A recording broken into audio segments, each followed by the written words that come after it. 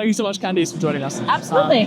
With Logan Paul interviewing President Trump, do you think there's a vibe shift amongst Gen Z towards Republicans and conservatives? I think there definitely has been a shift towards conservatives, and I think it's simply because of the things that they're living through right now are just not normal. Obviously, they're taking a look at what's happening in the economy. Basic things, even for young people, just going to the gas pump, like that's a very significant bill for a person that's in college.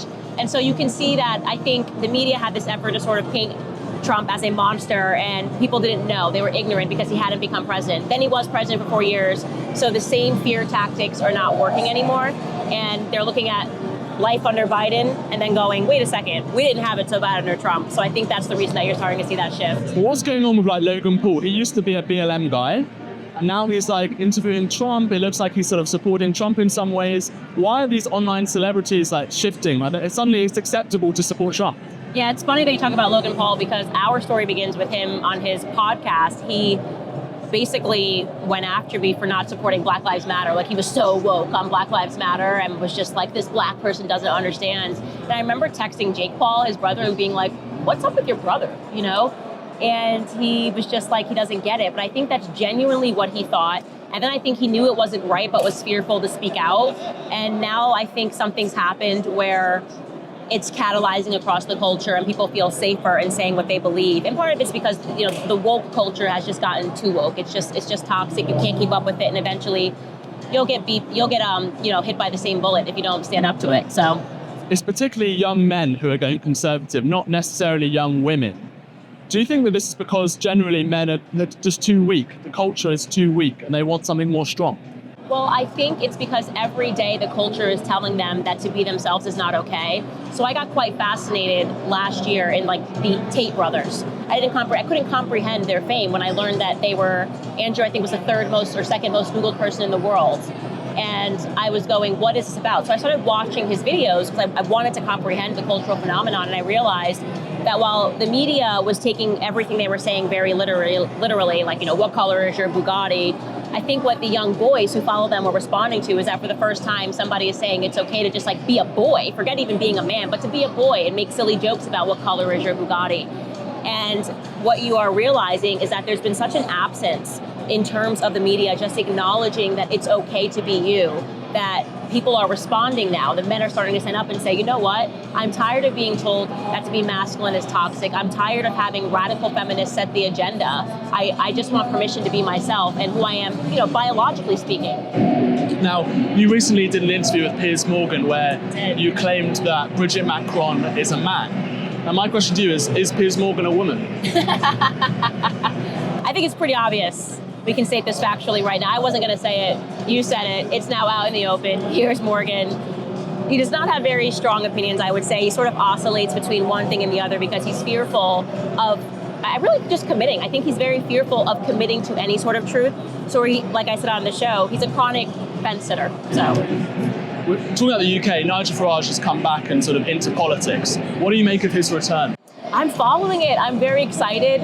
I think obviously there's a reason for that. People have felt tremendously let down. And I think you're seeing what's happening in America, also happening in the UK, that they're realizing that the parties in general have been letting the people down, and it's time for a shakeup, and there's time for something new. And there's no person, I think, at least in the UK conscience and throughout the world, when you think of a shakeup, you're thinking of Nigel Farage. If you're going to talk about the UK, if you're going to talk about England, you definitely think Nigel Farage is the man for the job. There's this campaign in the UK amongst kind of Gen Z conservatives called Zero Seats, and it's about making sure the Conservative Party gets 0 seats in the next election. Do you think we should be supporting 0 seats? You know, I yield very much to my husband on the UK politics. I know that he is passionate that there needs to be a major shakeup, and that he's disappointed in the Tory party. And so I'm saying nothing, but also saying that whatever needs to happen to get them to recognize how upset the people are, and that we won't tolerate it in the future. We won't tolerate these sort of sleepy politicians that say they're going to do something and then don't commit to it, because the youth are the people that are suffering. They're living under an economy that's not desirable. They're not even able to aspire to real things in their lives because there's so much government control. So you need somebody different. You need somebody bold. And I support every initiative where people are saying, let's really shake things up. in the UK, conservatives seem to be far less radical than in the United States, particularly at something like Turning Point USA. You couldn't really replicate that attitude or that kind of environment in the UK. Do you think that's because the UK men or something are weaker, or what's going on here? That's so funny. It's something that my husband and I talk about all the time. Just culturally, we're different. When you think of Americans, we're kind of loud and we're in your face, and there is something about the UK where people are just more polite. I've noticed this even if I have a speaking engagement, the protesters here, when they don't like you, they'll burn you in effigy. They don't care. And then when I did a speaking tour in the UK and I had protesters outside and I went out to confront them, they were quite polite. They were like, we really don't like you. We really don't think you should be here. And I was like, okay, thank you. That's quite nice of you, actually. This is a nice break from American politics. But yeah, I just think it culturally people are more polite, and maybe that just has more to do with your history. There's a lot of forks and spoons on the table, old English culture, and Americans are kind of known not to have the same etiquette, so there's just something there. Maybe we need more American attitudes in the UK politics. Well, I definitely think that you guys have to understand the power of speech and the willingness to stand up, and I think part of it is the fear mechanism. Everybody's fearful of being called a name. You saw this with Piers Morgan. I mean, he tried everything at me. Isn't this anti-Semitic? Isn't this homophobic? Isn't this a conspiracy theory? You have to break past all of that. You are not going to have change if you're fearful of being called a name. This is something you should learn in grade school. Sticks and stones may break my bones, but words will never hurt me. I promise the words will not hurt. But living a lie, that will actually impact your life in the worst possible ways. I want to ask about foreign policy. What does America First mean to you? America First right now means that, or always rather, I shouldn't say right now because it's not momentary, means that we are prioritizing the concerns of America above every other country in the entire world. And I say this about whether it's Ukraine, whether it's about Israel, the American people are so tired of being sold a sappy narrative and told, hey, I know that you can't feed your kids. I know that you can't afford to put petrol in your car. See, petrol? See how I switch to my English language from American? But you should instead think about what's happening overseas on their borders. I know that your borders are completely porous. I know that there's crime in your cities, but just think what would happen if Putin beat Zelensky. We're tired of that. We don't care. It's not our drama, okay? It should be such a natural thing, rather, to state that you take care of your own house before you offer charity to your neighbors. It makes no sense for your children to be starving, for you to go next door and knock on the door of your neighbor and say, would you like some food? It makes no sense for you to not have locks on your door, that you would go next door to your neighbor and say, can I offer you some supplies so that you can lock up your own home? So that's what America First means, literally America First. In the 1930s, there was another America First movement, sort of isolationist movement, saying we mustn't go to war in Europe again after the First World War. Do you think that those America First supporters then were right? Do you think that America shouldn't have gone into that Second World War? Yeah, and that is a radical statement. People don't know how to deal with that because we've all been so brainwashed by the school system to believe that, well, look how great things are. Let me ask you about your country. Do you think that your country has become greater since? Has our country become greater since? Absolutely not. This whole idea of international liberalism. Now it's not just about your problems, it's about solving the world's problems. Let's make sure that in Pakistan there's a trans flag waving. No, I actually, if Pakistan does not want to wave a trans flag, I don't even want to wave a trans flag, but why is this my business? And they're constantly trying to pollute you to make you think that it is your business. No, I actually am comfortable if that's going to be the newest smear that I have to wear, that we're isolationists. Good. I want to be concerned with just America's problems.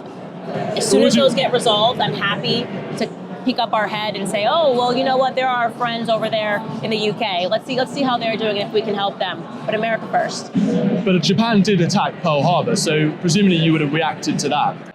Yeah, I mean, yes. Look, I think, of course, if you're ever talking about a threat in terms of your nation being attacked, you should always have an equal response.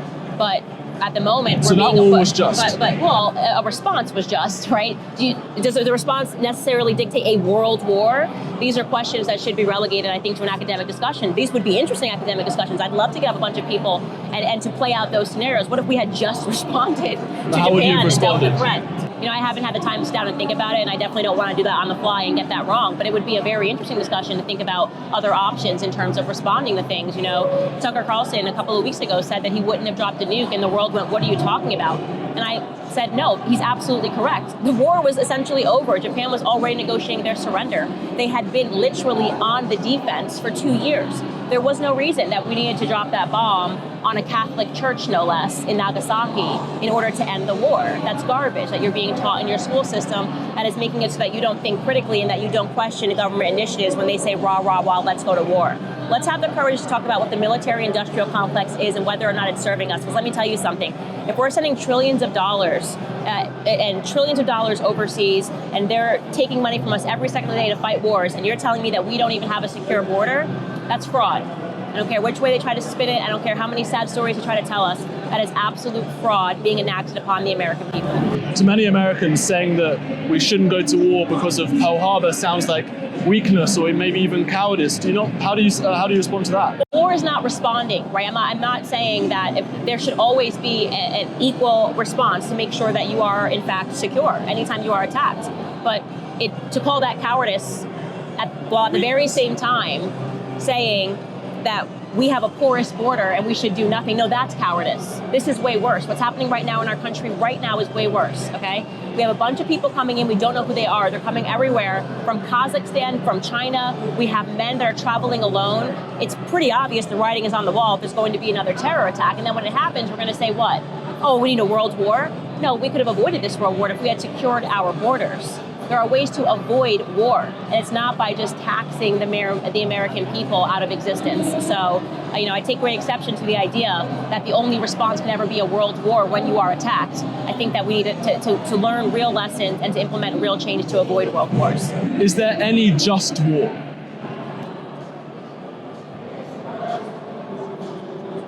Is there any just war? Yeah, well, you'd have to give me, a certain example. Well, giving you the Second World War, you clearly don't think that was a just war. I'm not saying that there is not a just response. What I'm saying is that I think it's time now for us to actually consider the ramifications of war, because What about the American War for Independence or the Revolutionary War, as you call it? I don't know. We've got Joe Biden. I'm ready to go back to the King and the Queen. Okay. I think we made a huge error. Take us back. I can agree with you on that one. But seriously, is there any just war? I mean, look, people can say self-defense. If you're attacked by someone like the Japanese, it's just. Yeah, it's just. Justified. It's always just. It is always just to respond when you are attacked. You can't maintain your sovereignty if you're not willing to fight when you are attacked. So, there's always going to be a just response. But when we're talking about world wars, I think I would love to spend a lot of time really considering that question outside of the confines of a public school system. Because so much of it is sort of me re-examining my own brainwash, This person bad, this culture bad, Japanese bad, these people bad, and then something will break through. Like when I'll see, there was a documentary on Netflix that was called World War II in Color, and it really changed things for me. Because I was sort of thinking of war, and I think this is the problem in the West today, is that we view it like a video game. Good guys, bad guys, kill this person bad. But when they colorized it, and I was able to see how young the Japanese boys were, how terrified they were, how they were crying for their moms, the Germans, Dresden. I think Dresden was an absolute war crime, what we did over there. And you start to realize the people that are signing up for these wars, the people that are sacrificing their children for these wars, what are they fighting for? What are their best interests? And are those best interests actually coming to fruition after the war is won? And that's why I asked the question, what did we actually win? Everything around us right now is falling apart. And the only thing that we actually aren't even allowed to say USA, USA without being called a white supremacist now. And that used to at least be something that was acknowledged. We had a national identity. We don't have it anymore. And you guys are going through the same thing right now in the UK. What does it actually mean to be a Brit? What does it mean to be an Englishman? Are you even allowed to say rah, rah, rah, I'm an Englishman without someone calling you a racist? And so I think we're kind of all going through this sort of national identity crisis. And when you go through this, you have to ask tough questions, and you have to be willing, above anything else, to have conversations. And I would love to see this sort of a conversation about, meaningfully, without calling names, what did we win in World War II? How are things going right now? How much of a response is too much of a response? Does war actually end war? Or is it just suspend until somebody's grandchildren, grow up and then they want to kill you more? These are deep moral questions that deserve a fuller conversation. Well, those moral questions around the Germans and the Japanese, I think certainly the Japanese committed terrible war crimes in Nanjing against British and American prisoners of war. And we did the same thing. Yeah, and that's the point. But is there a moral equivalence there? I mean, we didn't do the rape of Nanjing. We didn't kill Japanese prisoners of war. No, when you say we didn't, who are we I mean, talking the British about? and the Americans and the Allies. Because, I was just watching a BBC documentary where I actually shared it on my Twitter feed about the 12 million German-speaking, they weren't even Germans, German-speaking citizens in Czechoslovakia, and what happened after World War II when we were proclaiming victory, what we allowed Stalin's men to do to those people, lined up children, shot them, raped them for the crime of speaking German. That is disgusting. There's no justification for that. Just, we finally won, and now we are allowed to pull you out of your house, line you up, and shoot you and your children just because you speak German. You didn't vote for Adolf Hitler, your children, you weren't even involved in the war. These things actually happened, and that's why I say that the way that we learn about these wars as a winner and a loser, or the idea that because the war is over, Stalin's troops were allowed to march into the city and rape all of these women because they were German, it's a monstrosity. I'm not okay with that at all. Yeah. And so I think a lot of what I am now employing is a more Christian perspective, and I think that that's kind of what's been missing. I think we've all been sort of brainwashed to really simplify what it even means to bomb someone. I mean, you couldn't imagine. You couldn't even imagine living in a town and in a city and having bombs dropped on you while you're asleep. And so we need to just get more realistic and tether ourselves to the reality of what we are pretending is such an easy decision as, well, of course you should have done it. Or of course it should have happened. Of course it was totally fine. Let people suffer. Real people who have nothing to do with their government. I don't like my president right now. He goes and makes a decision, and the history books are going to say that it was totally fine for America to have been bombed out of fruition thereafter because of something that Joe Biden did. I don't want that on my conscience. I don't believe that. But of course, again, looking at this from a moral kind of nuanced perspective, the Soviet Union certainly committed terrible, terrible crimes in the Second World War. Comparing Britain, let's say, and America, I don't know, to the Nazis and to Soviet Union crimes seems to me like, I think certainly we weren't perfect, we definitely did lots of wrong things, agree with that. But it was just a completely different scale in terms of what the Nazis did with the Holocaust, in terms of Nazi war crimes, and Americans Soviet got involved in the did. war very late. Of course, we're not saying, I am not comparing and contrasting. I'm actually providing you nuance, right? I'm absolutely not saying the American troops are akin to the Nazis in Germany. What I'm saying is that both were following orders. That's all I'm saying, is both were following orders from somebody that was not them. And I think that what we've done too much of is that we have given an entire nation, we've made an entire nation guilty of the sins of people that are in charge of that nation. And I'm saying that all across the world, But that does not, I'm in no way saying that Nazis were great guys and, this is totally permissible. I'm saying that we need to have more full conversations about the crimes that have been committed because, as an example, we were the good guys, right? Well, when you read Alexander Solzhenitsyn and he talks about what it was like for them still living in these concentration camps to know that the good guys won and yet they were allowing what was going on in Russia to still go on. What's that about? If we were gonna free people in Poland, why didn't we also free people in Russia? These are difficult conversations, and it's difficult to relegate it to, like I said, just this discussion.